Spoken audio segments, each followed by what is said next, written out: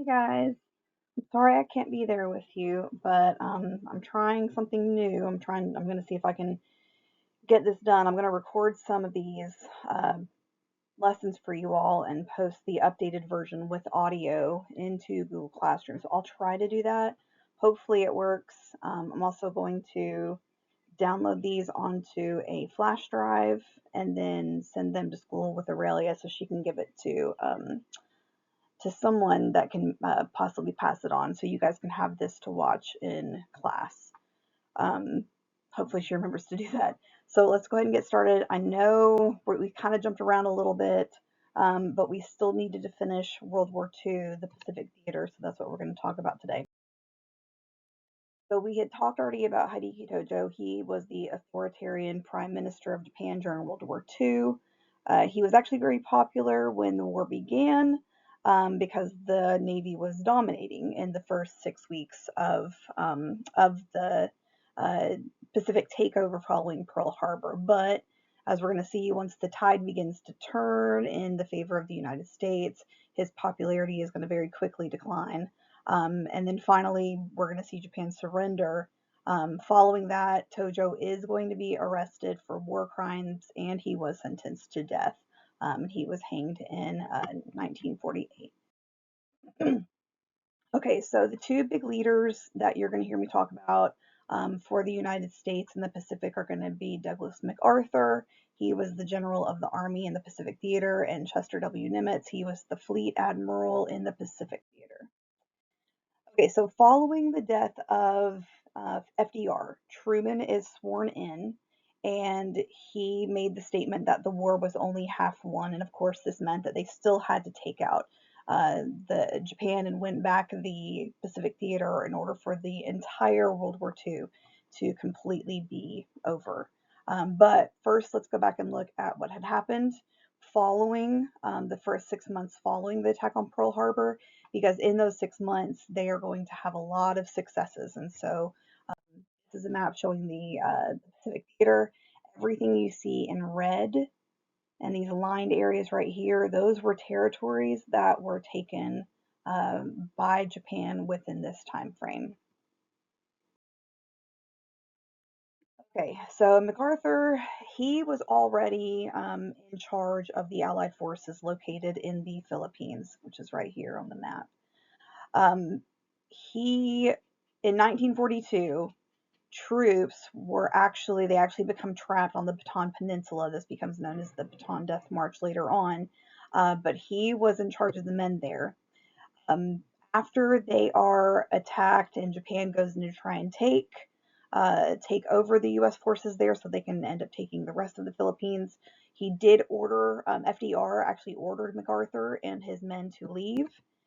Some of the men were able to make it out and onto ships to safety along with MacArthur himself, but a lot of others did not. He did make the promise that he would return, and eventually we are going to see him return uh, um, later on after the Battle of Lady Gulf. So what's going to happen to the rest of the soldiers? Well, that's going to be what becomes known as the Bataan Death March. So Philippines had become a major target for Japan during this time, and that's why it was assumed that the attack that eventually was the attack on Pearl Harbor, they assumed that it would be actually the Philippines. In December 1941, Japan's forces landed on the main island of Luzon in the Philippines. The troops there were unprepared for the attack. Again, they were unprepared for Pearl Harbor. Now they're unprepared for this.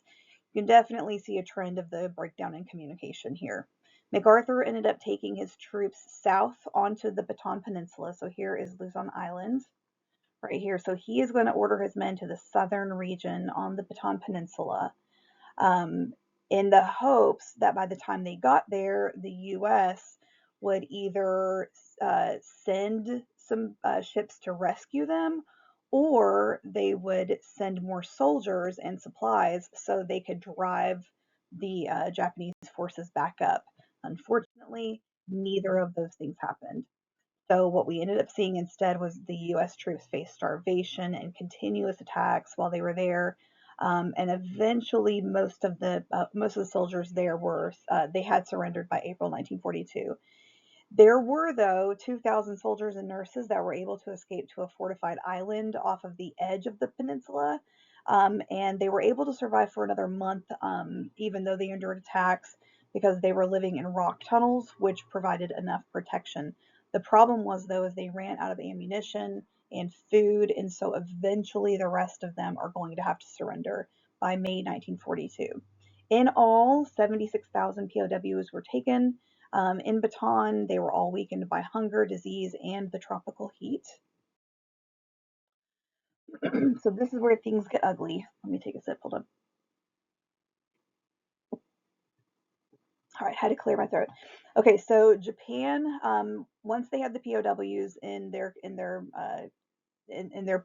possession, they ended up splitting them up into groups of anywhere from 500 to 1,000. And what they did was they forced them on in this horrific type of climate, this very hot jungle ecosystem, towards a railroad station that was 60 miles away from the location of their capture.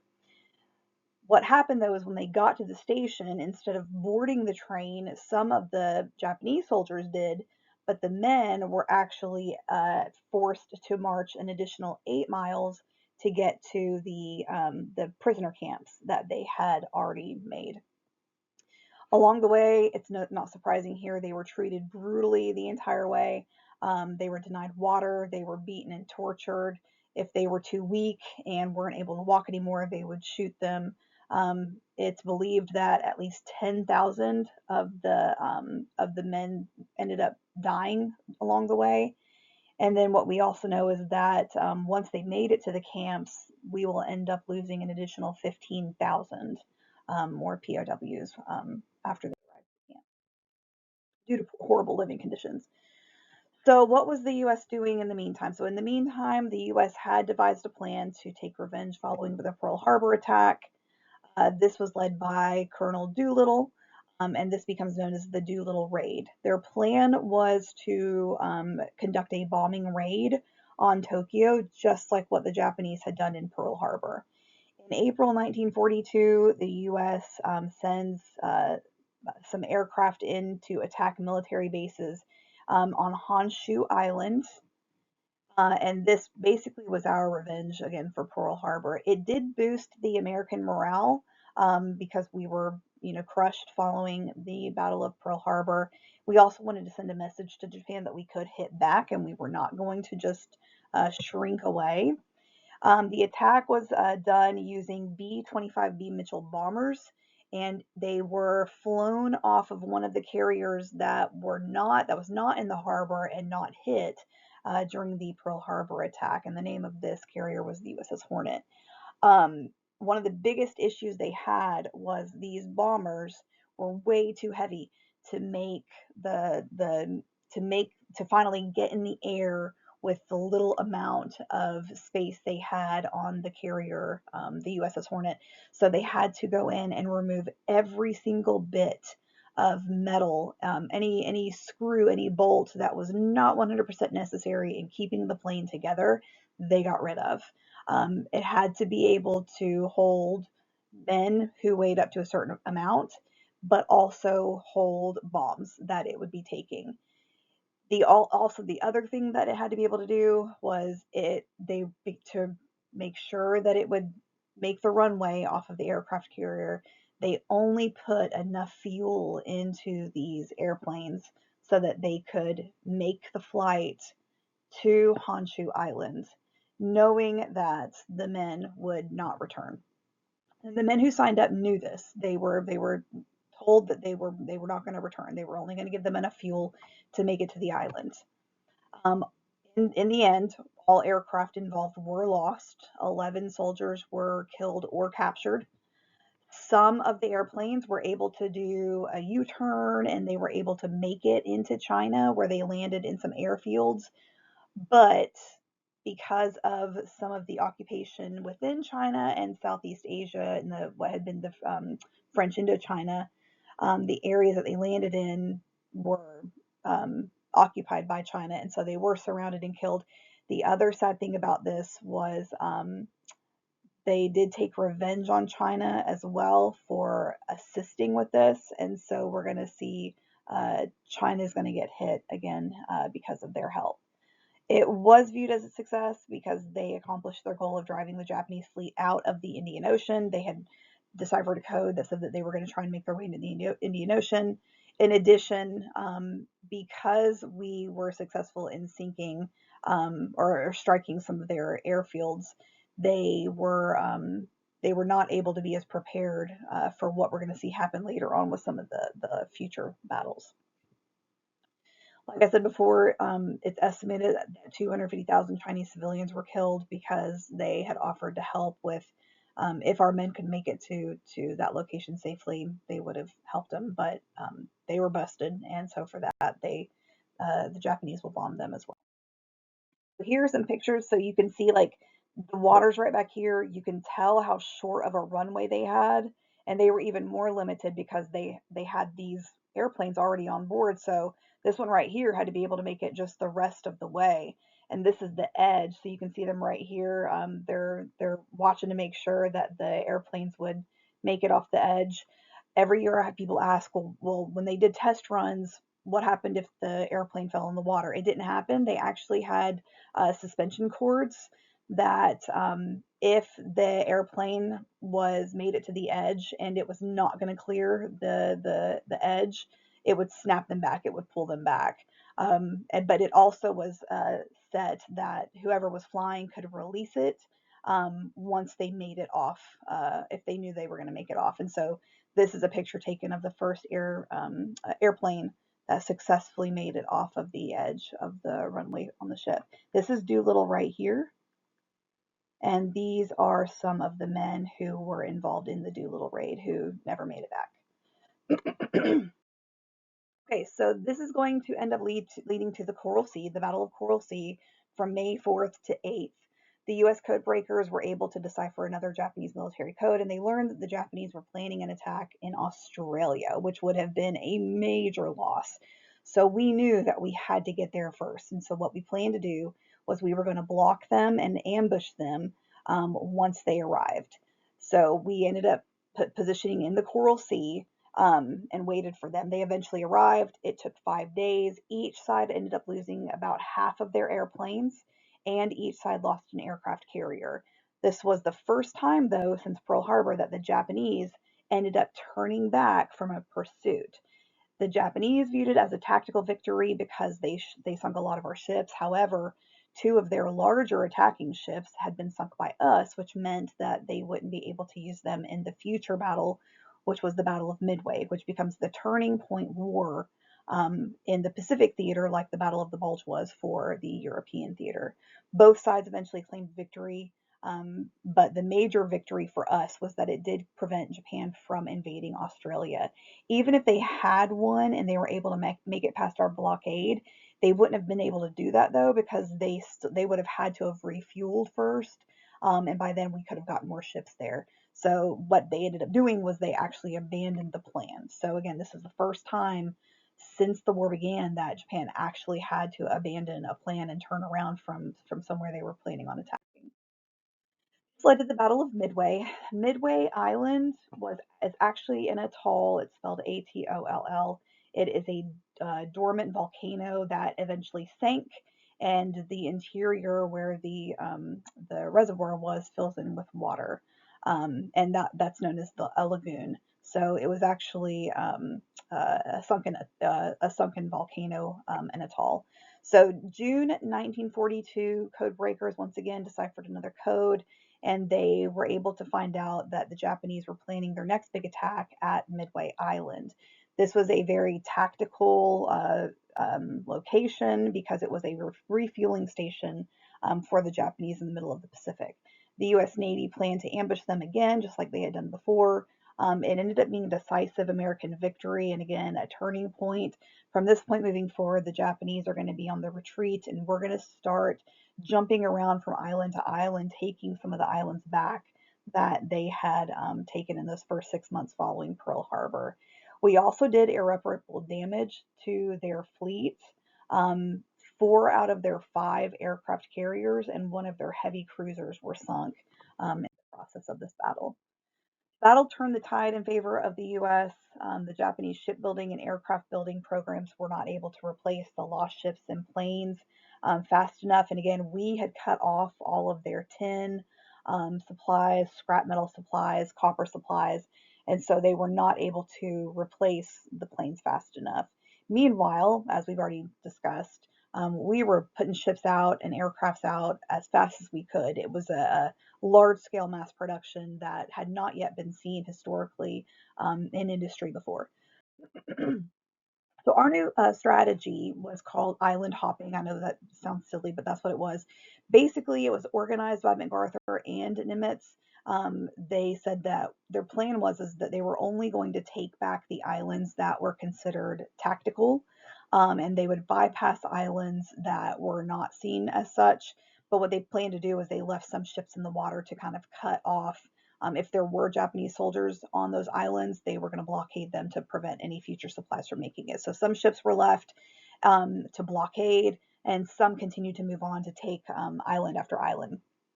The first successful victory using the strategy was the Battle of Guadalcanal in August 1942. The Allies began their offensive with 19,000 troops that stormed the island. We defeated the Japanese forces located on the island, and this was actually the first Japanese defeat on land. In October, later on, 2 years later, the Allies converged on Lady Island in the Philippines, and this was MacArthur's return as he had promised. The goal was to take the island because it contained oil used by the Japanese fleet for refueling. Oh, sorry, there's a typo there. A couple years later, the Japanese tried to take it back, but our Navy prevented this from happening.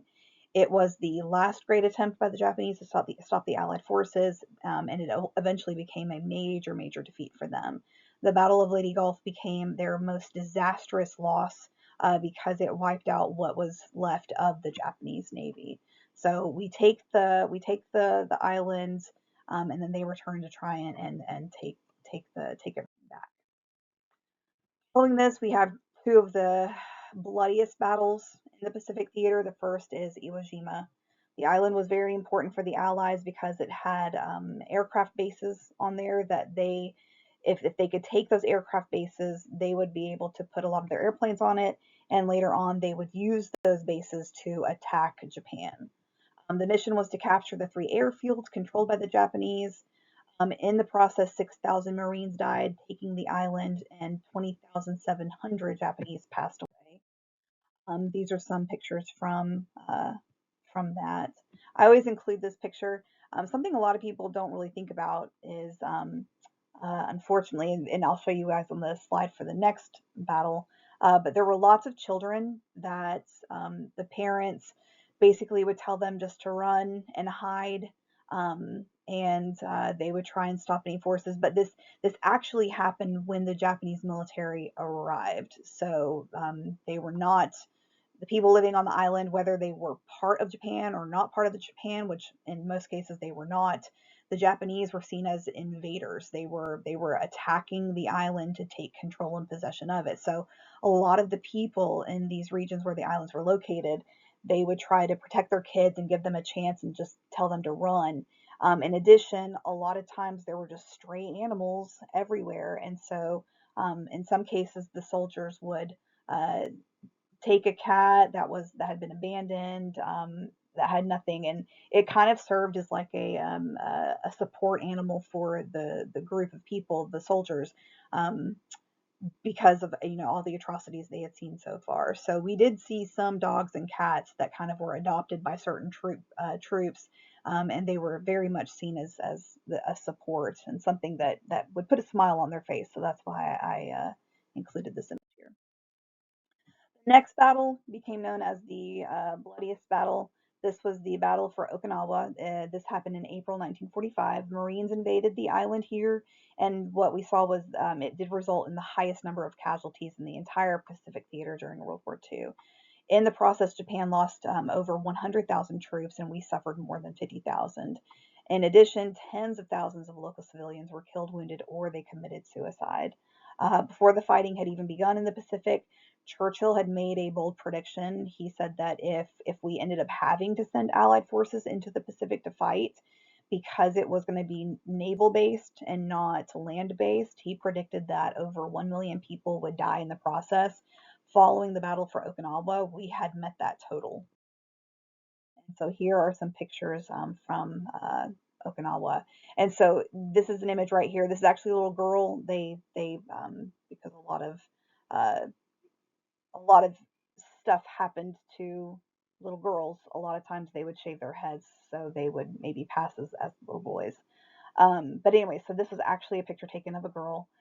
This is her, as you can see, infant sibling on her back, and this is a couple children who had been told just run, and we'll try and stop anybody. So go try and find a place in the jungle to hide. Here's another picture of a couple soldiers trying to protect a boy um, in a crater left by a bomb. And then here's a few other pictures of the battle for Okinawa. So pretty sad situation there. Eventually, in early 1945, America had defeated Japan following these two bloody battles.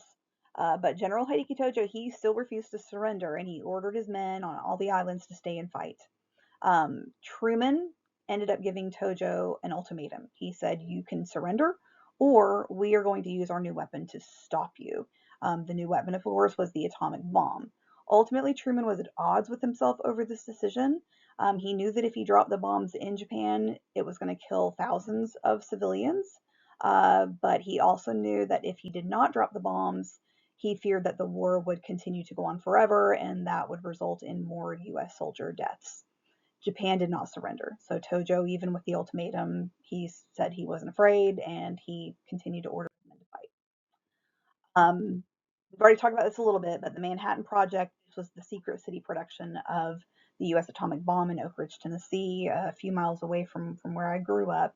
It was headed by Oppenheimer, but Einstein and Fermi were two men who were greatly involved.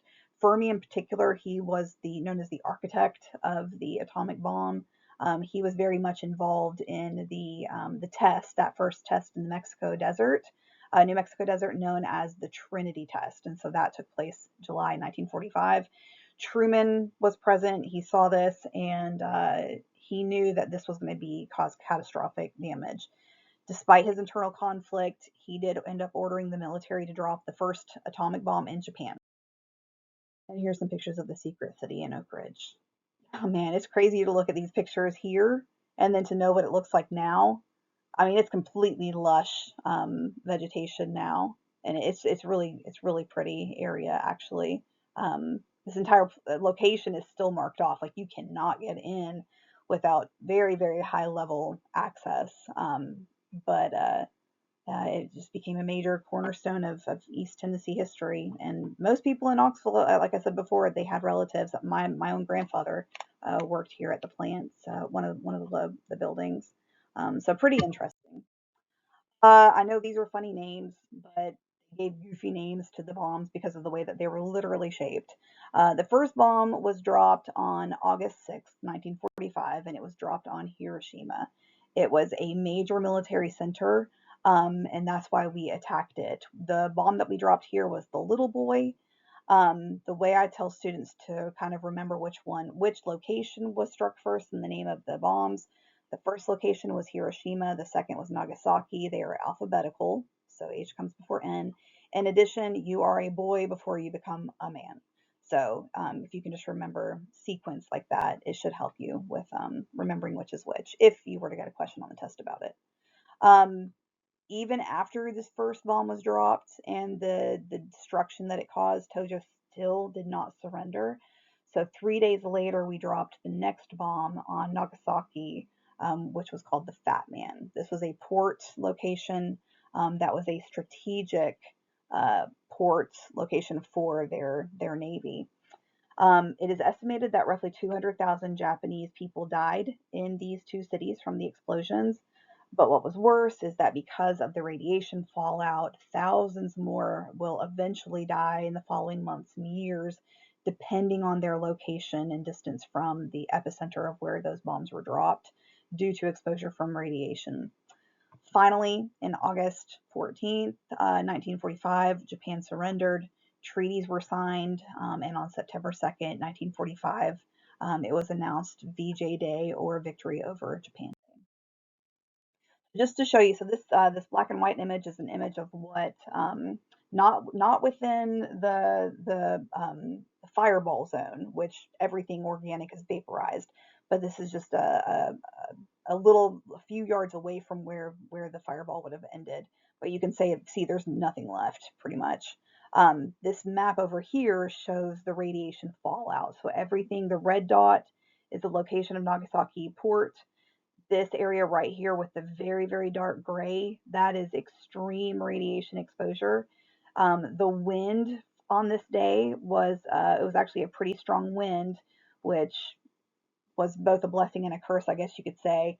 It did make sure that the radiation blew out of the area pretty fast.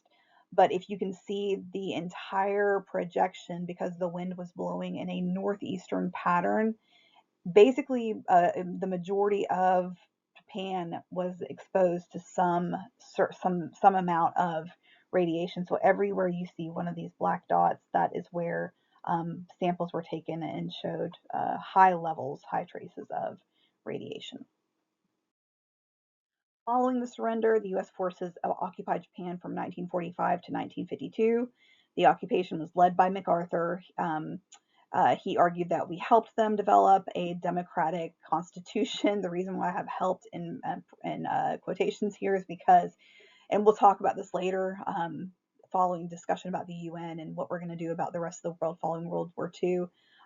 We actually hired people to go in and create a constitution that we then forced them to abide by. So we helped them, yes, develop their constitution, but really we made it for them. The military was dismantled. All land, sea, and air force tanks, planes, everything was disarmed. During the occupation, the United States also sent over $2 billion in financial aid to help them rebuild. I've told you already before that Dr. Seuss was a political cartoonist, and that's where a lot of his books come from.